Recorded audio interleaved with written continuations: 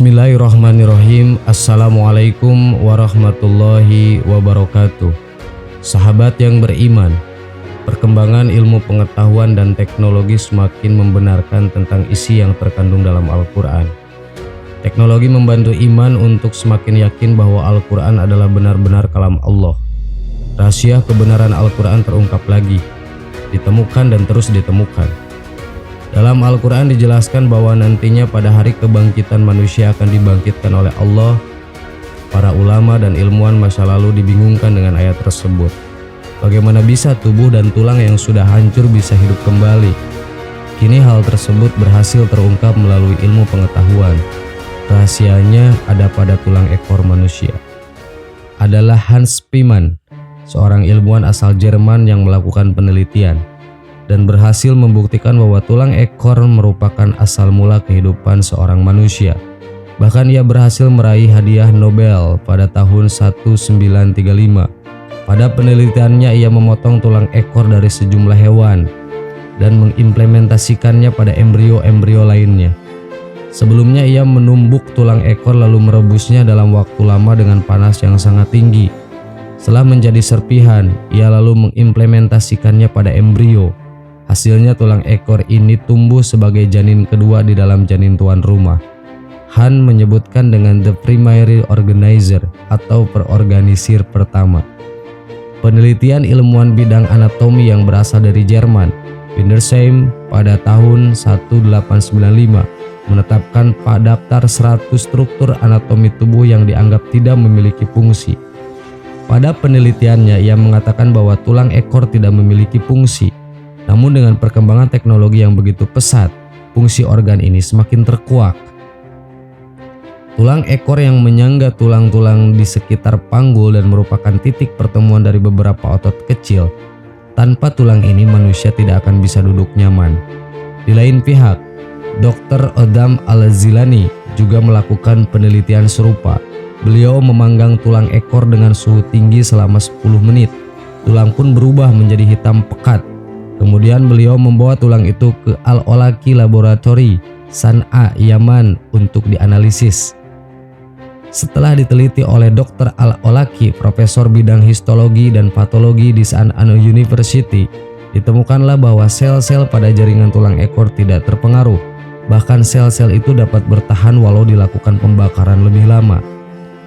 Di lain hal, Azbu Azanab atau tulang ekor sari rikadatu atau reliks dalam bahasa Hindu-Buddha.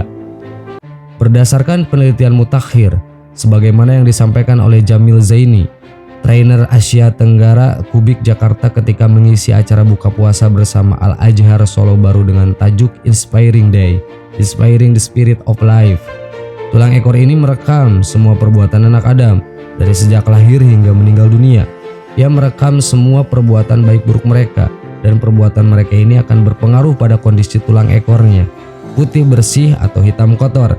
Semakin banyak energi positif akan kebaikan seseorang, maka semakin bersih tulang ekornya, dan semakin banyak energi negatif atau keburukan seseorang, maka semakin hitamlah tulang ekornya. Dan dalam tradisi Hindu-Buddha, mayat orang yang mati dari mereka akan dibakar, dan di antara yang dicari setelah mayat menjadi abu adalah tulang ekornya. Mereka ingin melihat apa warna tulang ekornya, putih atau hitam. Pak Jamil pun menjelaskan bahwa sekitar tahun 2004 ada pameran tulang ekornya Siddhartha Gautama. Tulang ekornya Siddhartha Gautama putih bening bersih. Ini karena energi positif yang dilakukan oleh Siddhartha Gautama banyak. Sebelum penemuan ini, Islam telah menjelaskan melalui sabda Nabi Muhammad SAW yang diriwayatkan oleh Bukhari, An-Nasa'i, Abu Daud, Ibnu Majah dan Ahmad. Rasulullah SAW bersabda, semua bagian tubuh anak Adam akan dimakan tanah kecuali tulang sulbi, yang darinya ia mulai diciptakan dan darinya manusia dirakit kembali pada hari kiamat. Hadis riwayat Bukhari. Allah Subhanahu wa Ta'ala berfirman, maka hendaklah manusia memperhatikan dari apakah dia diciptakan.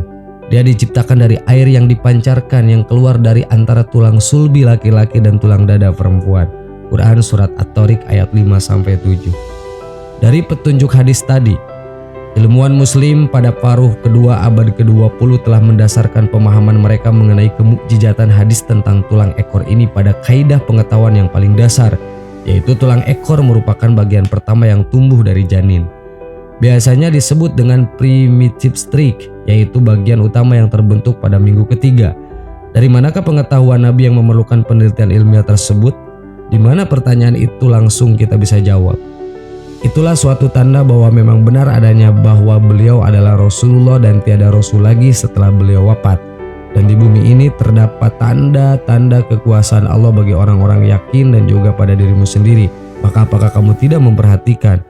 Quran Surat Az-Zariyat ayat 20-21. Sahabat yang beriman, semoga informasi ini menambah wawasan ilmu untuk kita semua. Amin. Wallahu a'lam.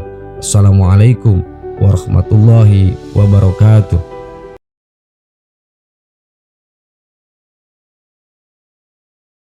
Bismillahirrahmanirrahim. Assalamualaikum warahmatullahi wabarakatuh.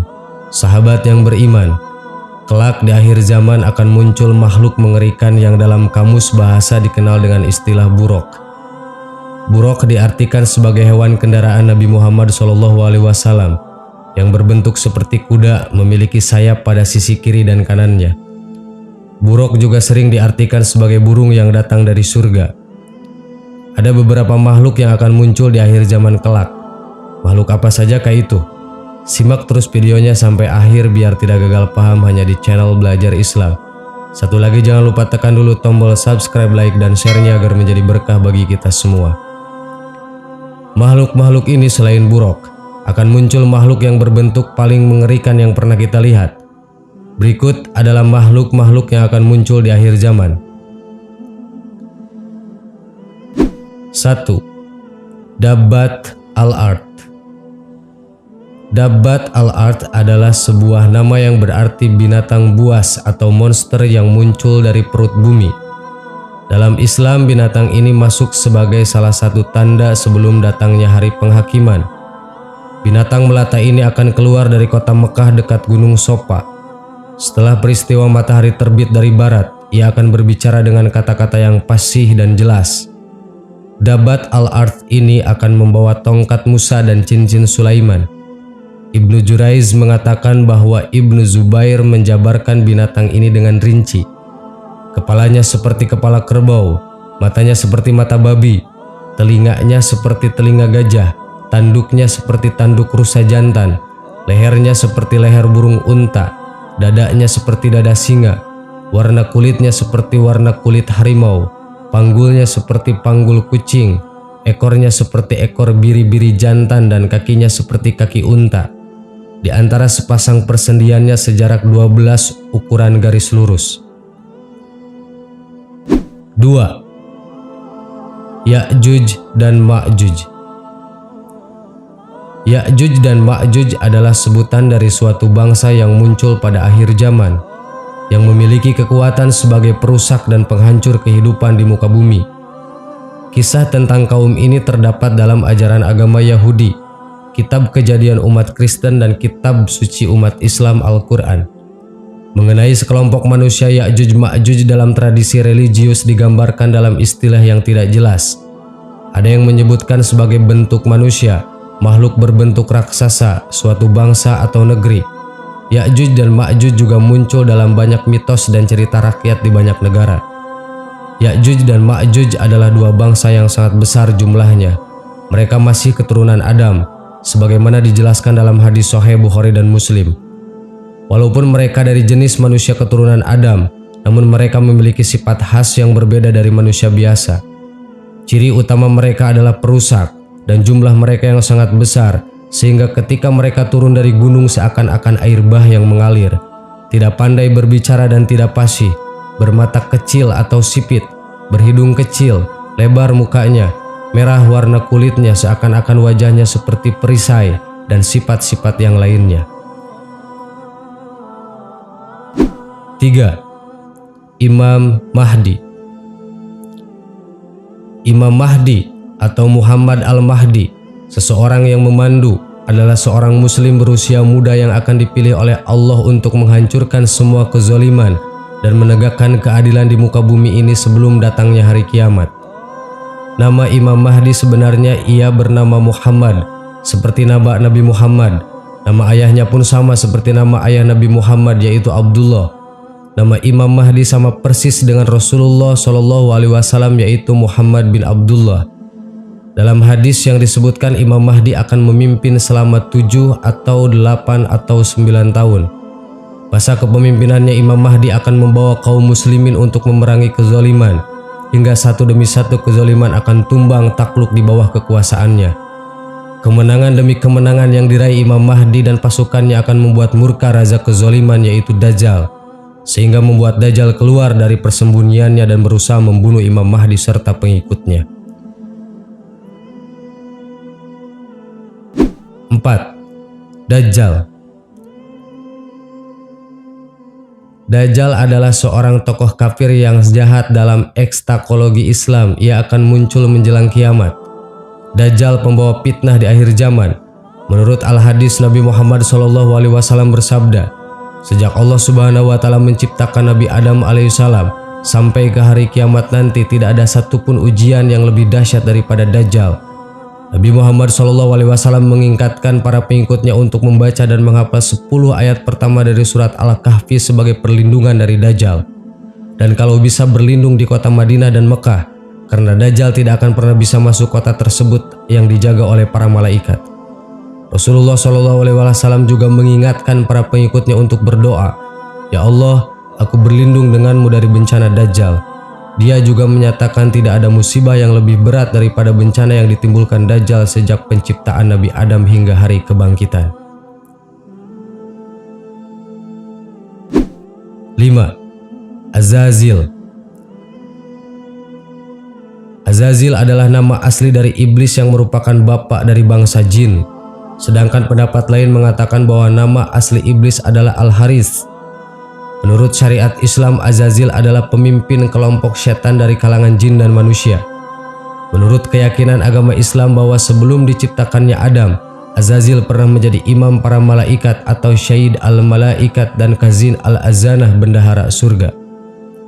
Sebelum dilaknat oleh Allah, Azazil memiliki wajah rupawan cemerlang, mempunyai 4 sayap, banyak ilmu, terbanyak dalam hal ibadah serta menjadi kebanggaan para malaikat, dan dia juga pemimpin para malaikat karubiun dan masih banyak lagi. Setelah ia enggan untuk bersujud kepada Nabi Adam, Allah mengubah mukanya pada asalnya yang sangat indah cemerlang menjadi bentuk seperti babi hutan. Allah mengubah kepalanya seperti kepala unta, dadanya seperti daging yang menonjol di atas punggung. Wajah yang ada di antara dada dan kepala itu seperti wajah kera. Kedua matanya terbelah pada sepanjang permukaan wajahnya. Lubang hidungnya terbuka seperti cerek tukang bekam. Kedua bibirnya seperti bibir lembu. Taringnya keluar seperti taring babi hutan dan janggut terdapat sebanyak 7 helai. Azazil diberi umur hingga akhir kiamat dengan janji untuk menyesatkan manusia sebanyak mungkin dan menemaninya di neraka jahanam kelak.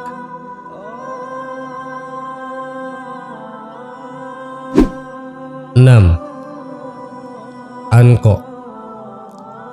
Anko adalah seekor burung besar misterius dalam mitologi Islam. Burung itu disebutkan namanya dalam buku karya Zakaria Al-Kauzini yang berjudul Makhluk-Makhluk Ajaib dan Hal-Hal Aneh yang Ada.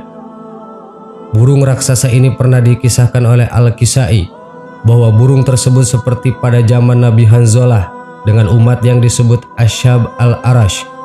Ia berhasil membunuh burung ini dengan cara meminta doa kepada Allah Subhanahu wa Ta'ala untuk mematikan dan memutuskan keturunannya. Burung ini sering diidentikan dengan burung Simurgh dari Persia dan Funik dari Mesir kuno. Menurut manuskrip kuno berupa teks Arab kuno dari Timur Tengah, legenda burung kolosal ini dikisahkan memiliki tubuh sangatlah besar sehingga sanggup membawa seekor gajah dengan cakarnya yang tajam. Sumber-sumber kuno ini menjelaskan bahwa burung Anko pernah dipercayai sebagai makhluk mulia ciptaan Allah. Al-Kisai mengisahkan bahwa burung ini tinggal di sebuah gunung tinggi yang bernama Gunung Palaz. Apabila burung ini terbang, maka ia sanggup menutupi matahari seperti awan. Bulunya memiliki warna yang sangat banyak, lehernya seperti leher unta, memiliki 4 sayap, 2 panjang serta 2 lagi ukurannya lebih pendek. Sahabat yang beriman, begitulah Allah ciptakan makhluk dan keajaiban-keajaiban pada akhir zaman, bahwa apa yang difirmankannya merupakan bukti-bukti kebenarannya. Semoga kita diberkahi oleh Allah Amin. Wallahu alam. Wassalamualaikum warahmatullahi wabarakatuh.